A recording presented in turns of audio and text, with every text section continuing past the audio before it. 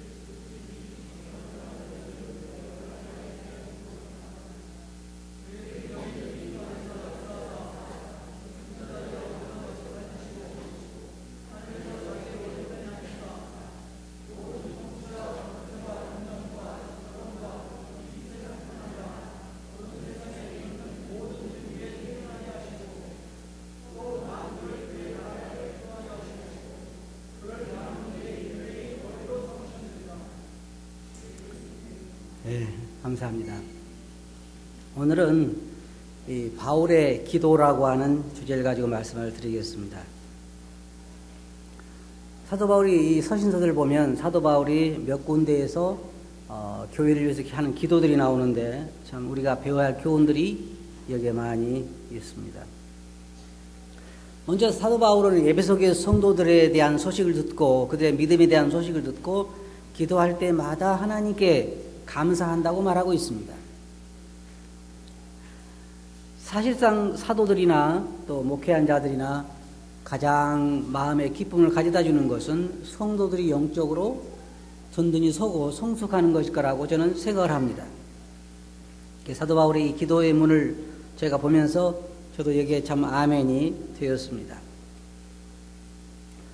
사도 바울이 여기서 말하는 기도를 보면 특징이 있는데 그것은 뭐냐면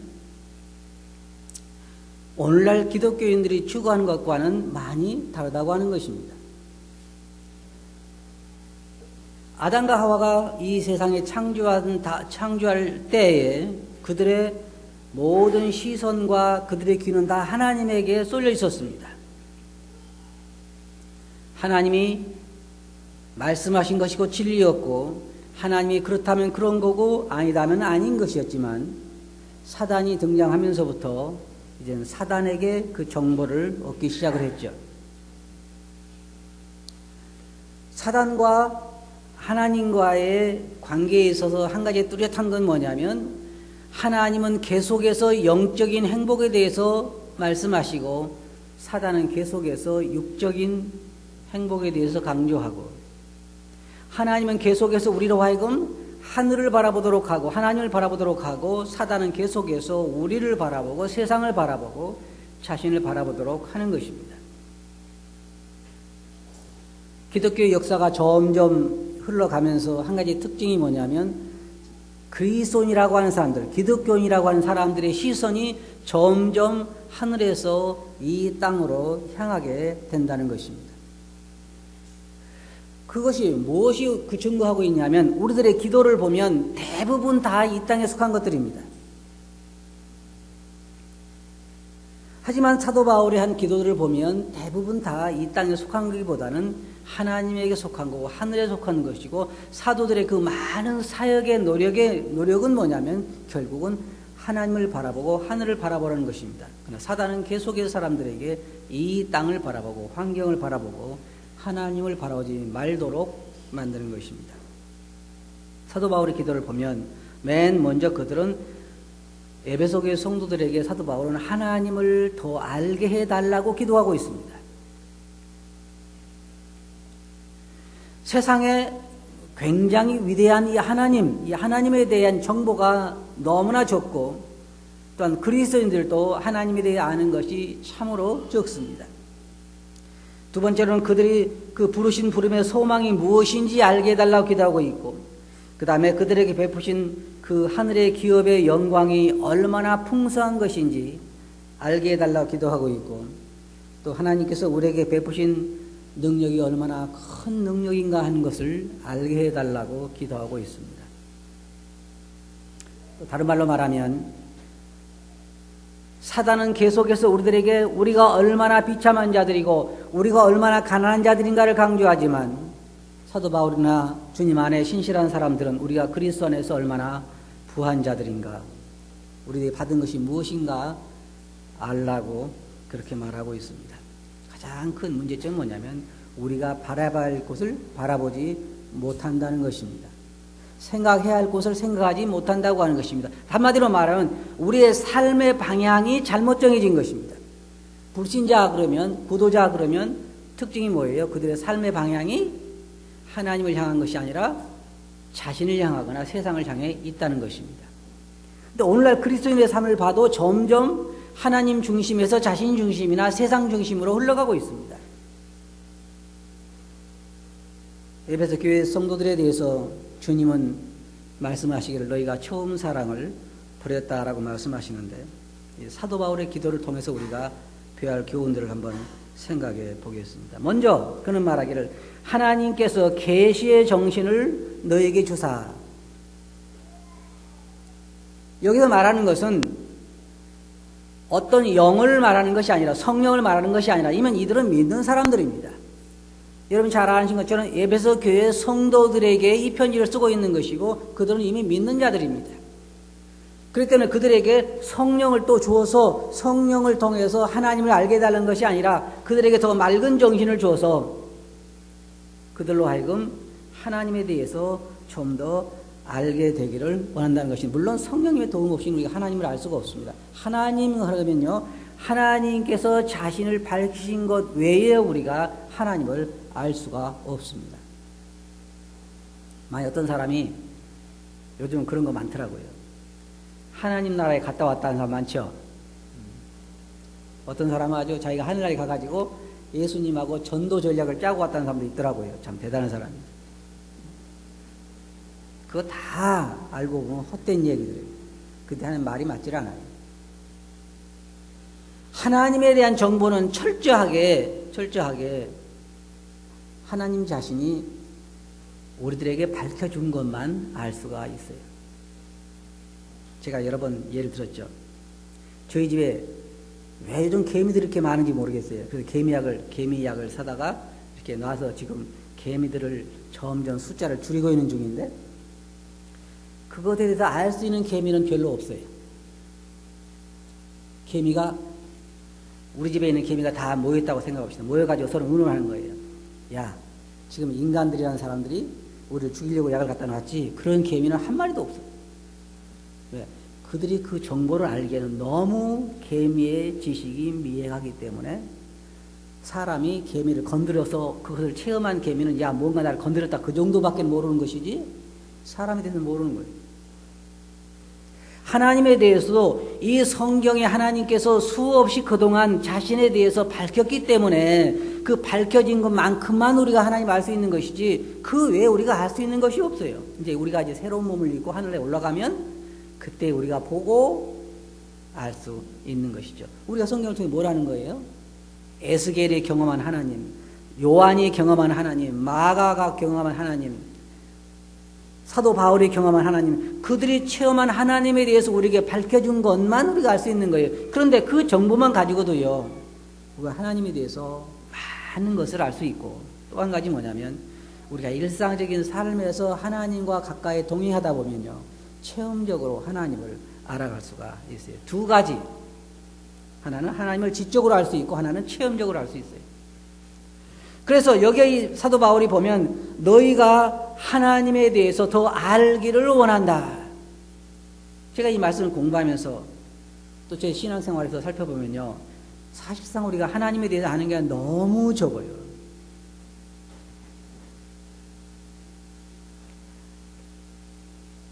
사람들의 관심이, 여러분 인터넷을 보시면 알아요. 나는 사람들의 관심이 왜 그런데 그렇게 있는지 모르겠어요. 어떤 연예인이 뭐 결혼을 했느니 이혼을 했느니 뭐 남편하고 사이가 안 좋으니 그거 인터넷 금방 나오죠. 하나님에 대해서 나와요? 하나님이 요즘 마음이 편찮으시느니 아니면 뭐 하나님 마음이 요즘 좋으니 그런 거 나와요? 인터넷에, 신문에? 사실은 어느 것에 더 관심이 많아야 되는 거예요? 하나님에 대해서 더 관심이 많아야 되는 것인데 사람들은 그렇지 않아요. 그 외에 다른 것에 아주 관심이 많아요. 그러나 우리 그리스도인들은 하나님에 대해서 더 알아야 되는 거예요. 우리 아버지이고 온 우주를 창조하신 분이고 또 그분이 앞으로 모든 세상을 심판하실 것이고 그분의 그 영광스러운 영광의 나라에 우리가 참여할 것이고 그 하나님에 대해서 알아간다고 하는 그게 대단히 중요한 거예요.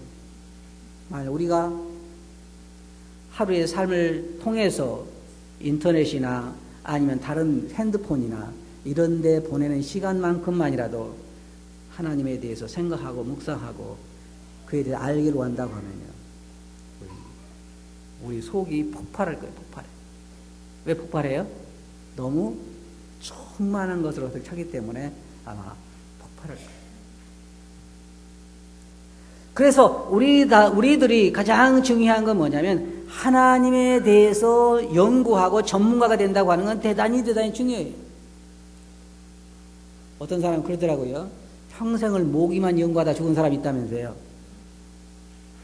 물론 필요하죠. 사람들에게 모기에 대해서 미치는 영향도 있고 그러니까 그게 필요하지만, 그 중요한 일이지만, 제가 생각할 때는 하나님에 대해서 연구하는 것이 훨씬 더 가치 있는 일이라 그렇게 생각을 합니다. 그래서 하나님을 알게 해주시고, 하나님에 대해서 우리가 점점 알게 될 때, 그분에 대해서 우리가 반하게 되고, 취하게 되고, 우리의 마음은 충만하게 채워지게 될 것입니다. 저는 이제 그 예를 들어서 생각해보면 모세가 그 시내산에 올라가서 40일 동안 있다 내려왔을 때 얼굴이 어떻게 됐어요? 빛났죠. 그래서 사람들이 바라보기가 두려워서 얼굴에 수건을 가렸는데, 여러분들이 하나님과 가까이 동행하면 얼굴이 어떻게 될까요? 여기에 가만히 보면 하나님과 동행하는 얼굴들이 별로 안 보이는 것 같아요. 이 형광등보다 더 밝게 확 빛나야 지금 동행하고 있구나 하게 보이는데 빛나질 않아요. 하나님과 동행하면 얼굴이 그렇게 빛나게 된다 하는 걸 우리가 생각해 보게 되고, 두 번째 사도 바울이 말하는 것은 너희의 부름의 소망이 무엇인지 알게 해달라, 그렇게 이야기를 했습니다. 하나님께서 우리를 부르신 그 부름의 소망이 무엇인가? 하나님이 왜 우리를 부르시는가? 왜 우리를 구원하시기 위해서 그 많은 대가를 지불하셔야 했는가?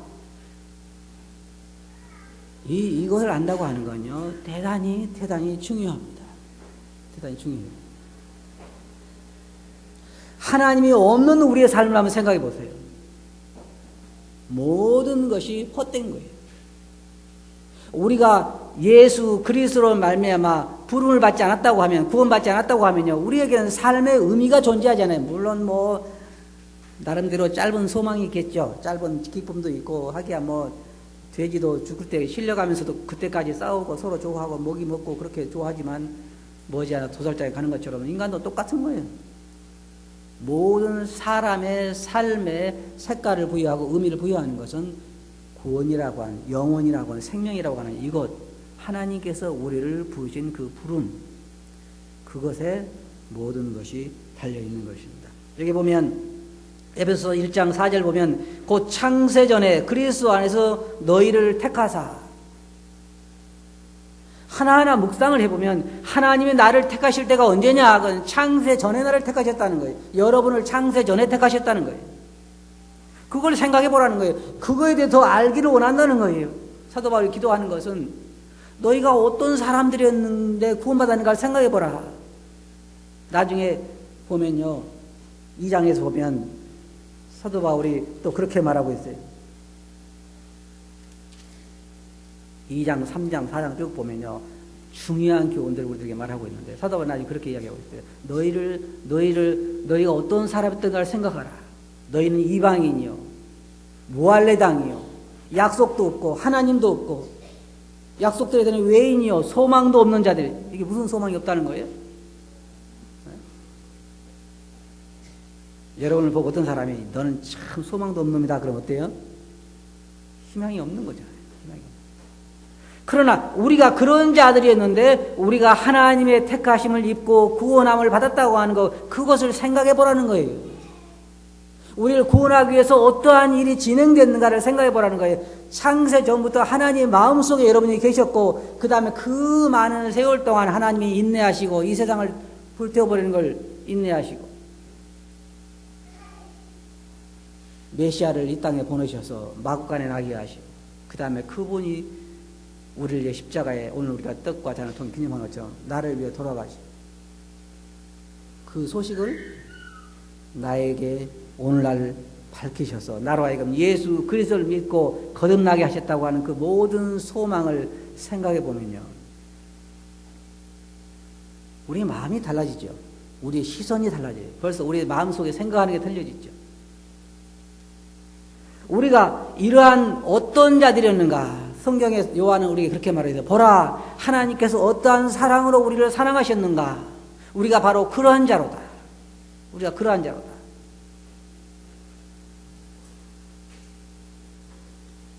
우리는 아직 잘 알지 못하지만 우리가 하늘나라에 가게 되면 그때 우리를 구원하신 하나님의 은혜가 얼마나 크고 놀라운가를 다시 한 번 더 깨닫게 될 거라고 생각합니다. 우리를 부르셔서 우리를 거룩하고 흠없게 하시고, 혹시 이곳에 거룩하신 분 한번 손들어 보세요. 거룩하신 분. 저 좀 닮아가게 한번 손들어 보세요. 거룩하신 분. 한 분도 안 계세요? 한 가지 발견하는 건 뭐냐면요, 우리가 하나님께 가까이 나가면 나갈수록, 하나님 말씀을 가까이 접하면 접할수록 우리가 발견한 건 뭐냐, 우리 안에는 선한 것이 거하지 않는다는 것입니다. 선한 것이 거하지 않아요. 어떤 분이 제게 전화를 했어요. 제가 해가지고, 저는 구원을 받았는데 받은 겁니까 안 받은 겁니까? 그게 전화를 했어요. 제가 어떻게 알아요? 잘 모르죠. 모르죠. 근데 왜냐하면 자기는 구원받고 나면 죄를 하나도 아닌 줄 알았는데, 구원받고 나서 어느 날 공원에 가서 책을 읽고 있는데 어떤 젊은 여자가 수영복을 입고 와서 바로 앞에서 벌쩍 들어오는데 그냥 나쁜 생각이 들더라는 거예요. 자기 구원받으면 그런 생각이 안 들 텐데 왜 듭니까? 제가 그 얘기가 뭐라는 줄 아세요? 관 속에 들어갈 때까지는 그런 생각 들걸?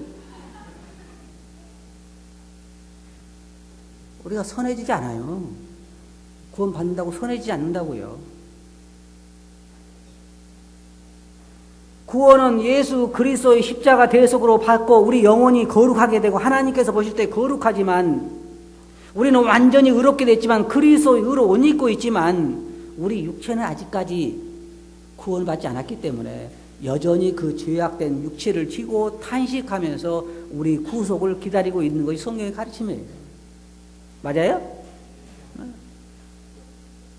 이런 우리를 하나님이 구원하시고 구원해 주셔서 아직까지 우리를 용납하고 계신다는 거, 이거 생각할 때 정말로 감사드릴 수밖에 없어요. 지금 주님이 뭐하고 계신지 아세요? 여러분 성경 보시면요, 제가 아직까지 이해가 안 가는 게 하나 있는데 한번 나중에 하늘에 물어보려고 그래요. 하나님께. 욥기를 읽어보면 사단이 하나님 앞에 오지요. 그 거룩하신 하나님 앞에 사단이 와요. 그래가지고 사단이 하나님과 또 저보다도 친하게 대화하시는 것 같아. 하나님이 사단하고. 뭐 네가 욥을 시험에 봤냐? 그러니까 뭐 시험에 봤다 안 봤다. 그리고 이야기하잖아요. 대화를 나누잖아요. 욥처럼 나를 경계한 자가 없느니라. 그런데 여러분 요한계시록을 보면요, 사단이 이 세상으로 쫓겨나기까지 하나님 앞에서 항상 성도들을 송사하고 있다. 알아요? 지금 사단이 어디 있어요? 네?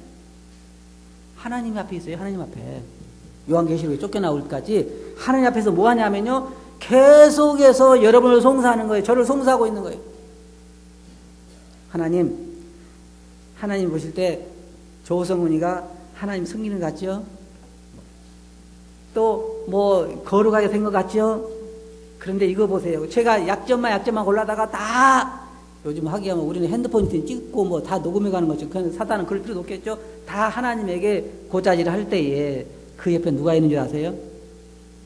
네. 너무나 감사한 것은 주님이 오른편 가까이 계신 사단, 제가 생각할 때 사단이 하나님이 왼편에 있을까요? 오른편에 있을까요? 왼편이요? 오른편 왼편에 앉지를 못해요, 사단은. 주님 어디 계셔요? 오른편에 앉아 계셔서 하나님에게 그럴 거예요. 제가 이건 제 생각이 여러분 그런 딴 생각하는데 아버지 이거 보이죠? 이게 뭐예요? 십자가의 못자국.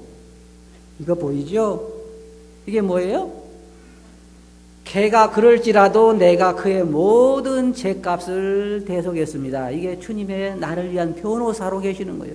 제가 평생 동안 이렇게 좋은 변호사를 채용하기는 처음에 이렇게 좋은 변호사가 없어요. 그래서 우리의 구원이 안전한 거예요. 내가 잘해서 그런 것이 아니라 내가 각오를 새롭게 하고 이제는 거룩하게 살아서 그런 것이 아니라 우리 주님이 우리가 하늘에 올라갈 때까지 모든 일을 마칠 때까지 성경에 보면요. 모든 일을 마칠 때까지 내 우편에 앉아있으라 그러잖아요. 원수들을 내 발등상 아래 무릎 꿇을 때까지 내 우편에 앉아있으라. 주님은 우리가 완전히 모든 구원받고 하늘나라에 가서 앉을 때까지 그 일을 계속하실 거예요. 우리를 위해서. 그뿐만 아니에요. 성경에 보면 성령께서 뭐라 했어요? 말할 수 없는 탄식으로 우리를 위해서 간구하신다. 어떤 사람은 어떤 목사님 얘기를 설교를 들으니까 그런 얘기예요. 그런데요, 어떤 사람이 그런 질문을 했어요. 그런데요, 성령님께서 너무너무 힘들어서 어느 날 이제 하나님 제가 저희를 위해서 중보기도 하는 거 이제 지쳤습니다. 이제 그만하겠습니다. 그럼 어떻게 하냐? 성령이 그렇게 하셔요? 성령이 그렇지 않아요. 성령은 우리가 하늘나라에 갈 때까지 우리를 책임지기로 우리 안에 계시고 인을 치신 거예요. 하나님 것이라고. 그리고 절대로 우리를 떠날 수가 없어요.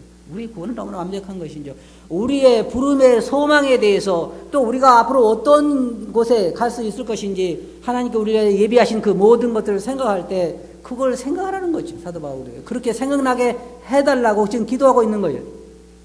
더 알게 해달라고. 우리의 소망이 무엇인지, 우리가 어떤 자들이었는데 어떻게 구원을 받고 어떤 소망이 있는지 우리로 하여금 더 알게 해달라고 기도하고 있는 거예요. 세 번째로는 뭐냐면 뭐였어요? 그 기업의 영광의 풍성이 무엇인지.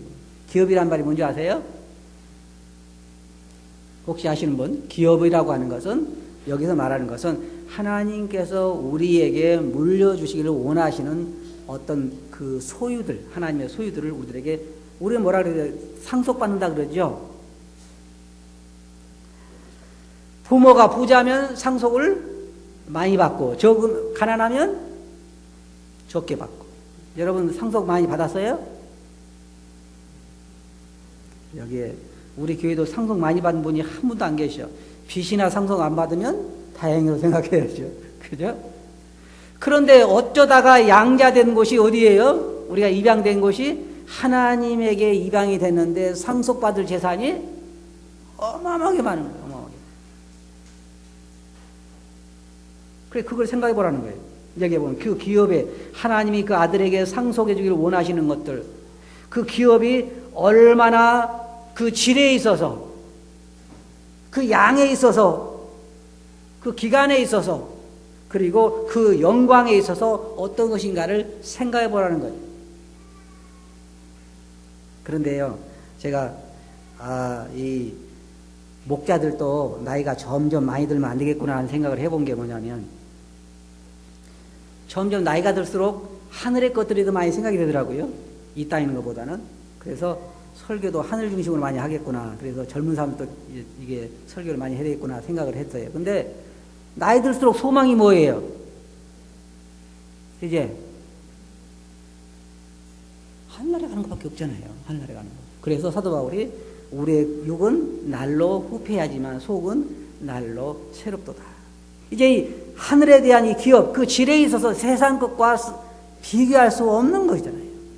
그리고 그 양에 대해서 제가 늘 언제나 이 우주를 이야기하는데 온 우주가 다 누구 거냐면 하나님 거예요. 우리 아버지 거예요.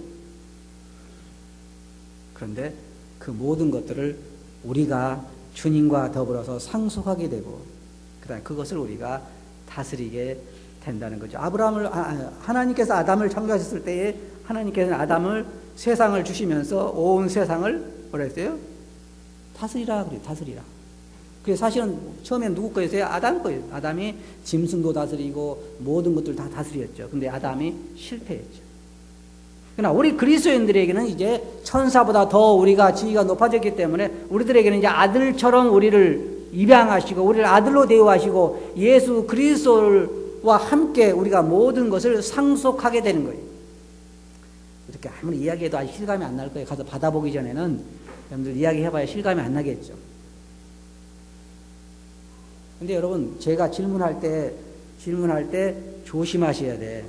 왜냐하면 제가 가끔 성도들에게 그런 얘기 하거든요. 여러분, 이 야곱과 에서 기억하시죠?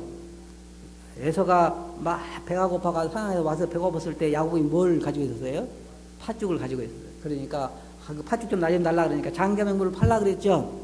그래가지고 장자명분을 팥죽을 팔았단 말이에요. 나중엔 눈물을 흘리면서 후회했지만 소용없죠. 제가 성도님들에게 가끔 그런 얘기 하잖아요. 형제자매님 하늘나라에서 상 많이 받은 나 좀 주세요 그러죠. 그런 질문부터 받아봤을 거예요. 조심하셔야 돼요. 꼭 가서 내야 되니까. 조심하셔야 돼요. 그런데 실제로요, 제가 늘 감사한 것은 제가 하늘에 가서 얼마 받든지 상관없어요. 왜냐면 물어볼 것도 없이 이 땅에서보다는 많을 테니까. 자, 가끔 가서 그래요. 경제적으로 조금 어려우면 제가 제 아내에게 그런 얘기를 합니다. 아무래도 한 평 팔아야 할 것 같아. 어디 걸 팔아요? 하늘 걸 팔아요. 한 평만 팔면 제 평생 먹고도 나와요. 그 하늘나라의 질과 양과 그 영광과 그 모든 것들은요, 우리는 잠깐만 이 어려운 삶을 살면 우리는 완전히 세속적인 표현을 쓰면 팔자가 펴게 있는 거예요. 아니, 지금부터 우리 거예요. 그것을 제가 저번 시간에 말씀드린 것처럼 현재 내 것으로 그것을 즐거워할 수 있는 거예요. 믿음은 미래에 있는 것을 현재로 당겨다 현재부터 그것을 즐거워할 수 있는 거예요. 그게 우리 삶에 사도 바울이 지금 말하는 것을 그것을 알게 되기를 원하는 거예요. 우리가 과연 얼마나 풍성한 것을 얻게 될 것인지. 사도 바울이 어떻게 이런 얘기를 썼을까요? 왜냐하면 사도 바울은 셋째 하늘에 올라가 봤기 때문에 그런 거예요. 요한계시록에 보면 이런 글이 나옵니다. 요한에게 주님께서 그 사자를 통해서 글을 기록하게 하시면서 뭐라고 말하냐면은 이것은 기록하지 마라 그러죠. 이것은 기록하라 그래요. 제가 생각할 때 사도 바울이 하늘나라에 가서 본 것이 너무나 많아요. 왜? 사도 바울이 그렇게 이야기했어요. 받은 계시가 너무나 많아서 사도 바울 서신서가 없으면 우리가 알 게 참 제한돼요. 사도 바울의 수많은 것들을 우리에게 이야기해 줬어요. 그런데 사도 바울은 뭐냐면 그것을 이야기하지 않잖아요. 하늘에 가서 봤던 거, 들었던 거, 그 모든 것들 우리가 이야기했잖아요. 그러니 자기가 너무 받은 계시가 많아서, 본 것이 많아서 자고할까 봐도 자기 몸에 가시를 주셨다 그랬잖아요. 그것처럼 그렇게 많은 것들을 사도 바울에게 이야기해 줬으면 좋겠지만, 야, 하늘에 가보니까 이건 이렇게 됐더라, 저건 저렇게 됐더라, 다 이야기는 좋겠지만 그렇게 안 하셨어요. 하지만 우리들에게 충분히 알 수 있는 많은 것들을 이야기해 주셔서 사도 바울은 기도하는 거예요. 에베소 교회 성도들이 그 기업의 영광의 풍성이 무엇인가를 알게 해달라고 기도하는 거예요. 마지막으로 기도하는 건 뭐냐면 우리에게 베푸신 능력의 지극히 크심이 었다는 것을. 이게 무슨 얘기냐면요, 이런 얘기예요. 우리들에게 일어난 일들 모든 것은 다 사람의 능력으로는 할 수 없는 것들이에요. 성경에 보면 사도 바울을 통해서 사도 바울이 뭐라고 했냐면 하나님께 나를 부르셔서 사람들을 사단의 권세에서 하나님께로 돌아오게 하고 어둠의 세계에서 빛의 세계로 돌아오게 이렇게 이야기하죠. 그러면 사단의 권세에서 사람을 끌어내서 빛의 권세로 아들의 나라로 오게 할 수 있는 능력이 어떤 사람이에요? 아무도 없어요. 아무도.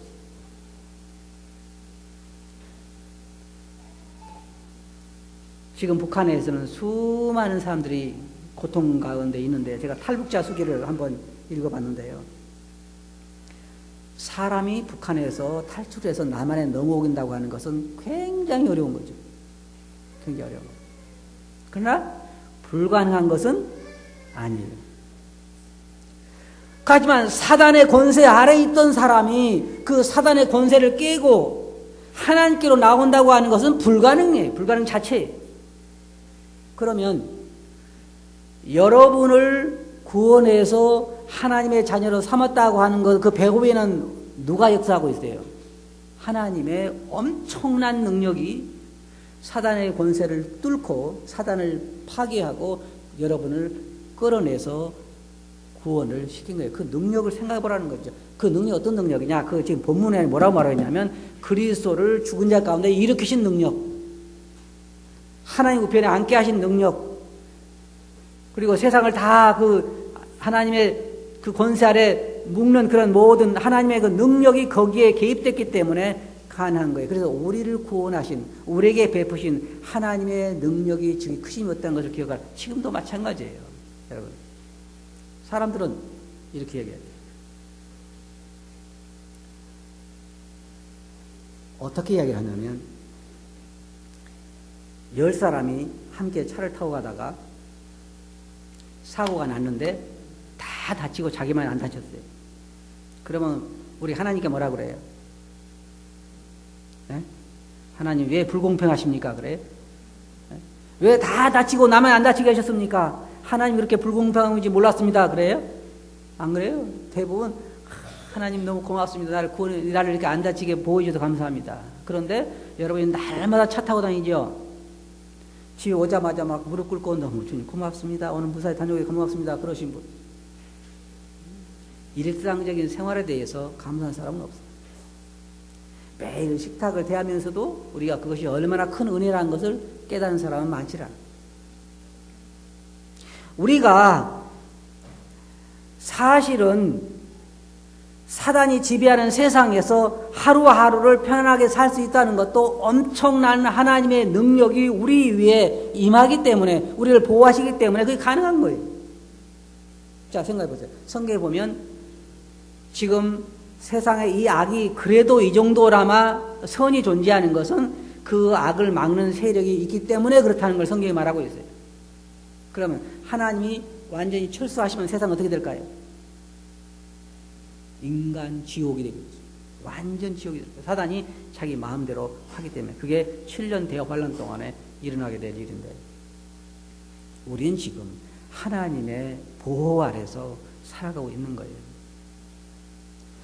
우리에게 일어난 모든 일들이, 야곱이 나의 나무로부터 나를 기르신 하나님, 나를 나의 모든 환난에서 건지신 하나님이라고 그가 고백한 것처럼 우리의 모든 삶은 하나님의 손 안에서 그의 능력으로 보호하심 가운데서 이루어진 일들이기 때문에 우리는 그러한 능력에 대해서, 우리에게 베푸신 하나님의 능력의 즉히 크심이 없다는 것을 알아야 돼요. 우리를 사단의 권세에서 이끌어내서 그 아들들이 되게 하시고, 우리가 하늘나라의 그 많은 기업을 받게 하시고, 하늘의 영원한 소망 가운데 있게 하시고, 우리 이 썩어지고 없어질 육체를 영광스러운 몸으로 새롭게 있게 하시는 것도 하나님의 능력 없이는 절대로 불가능하죠. 인간은 조그마한 일 하나도 해결할 수가 없는 거잖아요. 그것을 더 알게 해달라고 기도하는 거예요. 자, 결론적으로 말씀드려서 사도 바울의 기도는 우리 기도 어떻게 다르죠? 많이 다르죠. 우리의 기도와 같지 않아요. 다 영원한 것들, 하나님에 대해서, 하나님 우리 베푸신 것에 대해서, 또 베푸실 것에 대해서 더 알게 해달라고 기도하고 있습니다. 우리 기도도 이와 같아야 된다고 생각을 해요. 우리는 이미 다 가지고 있습니다. 아무것도 없는 자 같으나 우리는 모든 것을 가진 자이고, 에베소 1장에서 말한 것처럼 창세전에 우리를 그리스도 안에 택하사 모든 신령한 복으로 우리에게 복 주신 거예요. 이제 우리는 우리 눈을 열어서 그것을 보게 해달라고 기도하는 거예요. 알게 해주소서. 그 능력을 알게 해주소서. 그 하늘의 그 기업에, 우리가 받게 될 그 기업의 풍성이 어떤 것을 보게 해주소서. 그렇게 기도하시기 바랍니다. 주님, 저로 보게 해주세요. 아버지를 좀 더 알게 해주시고, 제가 얼마나 사랑을 많이 받은 자인지, 얼마나 큰 능력으로 보험을 받은 자인지, 제가 받게 될 그 기업이 얼마나 풍성한 것인지 보게 해주소서. 그걸 보면서부터 여러분 삶은 달라지기 시작할 것입니다. 환경이 변하지 않을 것입니다. 그러나 삶은 변화되게 될 것입니다. 맞아요? 그렇게 기도하시기 바랍니다. 기도하겠습니다. 거룩하신 아버지 하나님, 사도 바울의 기도가 저희들의 기도가 되게 해 주시옵소서. 아버지를 더 알게 해주시고, 저를 부르는 소망이 무엇인지, 저희들 베푸신 기업의 그 풍성함이 얼마나 어떤 것인지, 그리고 저희들이 베푸신 그 능력이 얼마나 크신 것인지 저희로 하여금 알게 해주시옵소서. 눈이 더 밝게 해주시고 눈이 더 열리게 해주시고 저희들의 눈이, 믿음의 눈이 하늘에 있게 해주시고 이 땅을 헤매지 않게 해주시옵소서. 저런 말씀 주께 의지하옵고 있으면 이름으로 아버지께 감사하며 기도하옵나이다. 아멘.